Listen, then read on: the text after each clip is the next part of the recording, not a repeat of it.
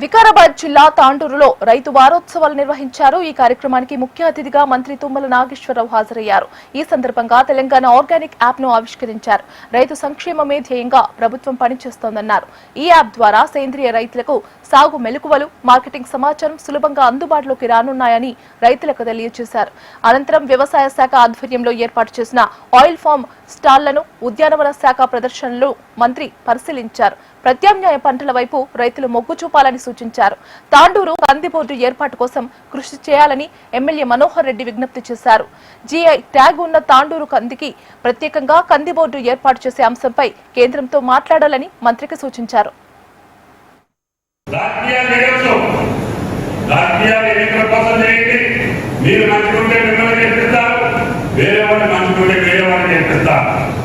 కానీ రైతుల కష్టాలను కూడా మీరు రాజకీయాన్ని వాడుకొని రైతులు బదాలు చేసి రైతులు అమ్మాలపరిచి రైతులు ఇంకా అదే పరిచి ఆ యొక్క మానసికమైనటువంటి ధైర్యాన్ని కొల్లగొట్టేటటువంటి ప్రతిపక్ష పార్టీని మిమ్మల్ని ఎప్పటికీ రైతులు క్షమించడం చెప్పి ఈ సందర్భంగా మాట్లాడుతున్నారు.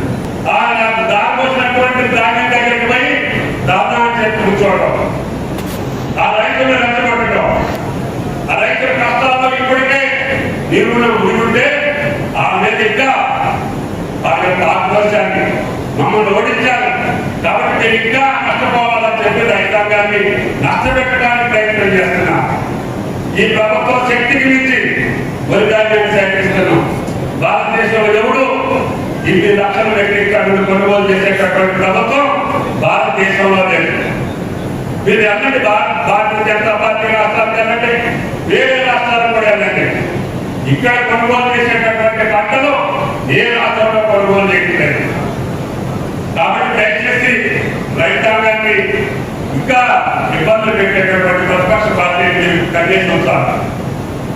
రైతులు బాగు చేసే కార్యక్రమం చేయండి. యూరియా ఇచ్చేది కేంద్ర ప్రభుత్వం, తయారు చేసేది కేంద్ర ప్రభుత్వం, ఇతర దేశాల నుంచి తేవాల్సింది కేంద్ర ప్రభుత్వం. నన్ను నానా కష్టాలు పెట్టి మన రైతులు ఇబ్బంది పెట్టి రైతులు క్యూలో నిలబడేటట్టుగా చేసి ఈ రోజు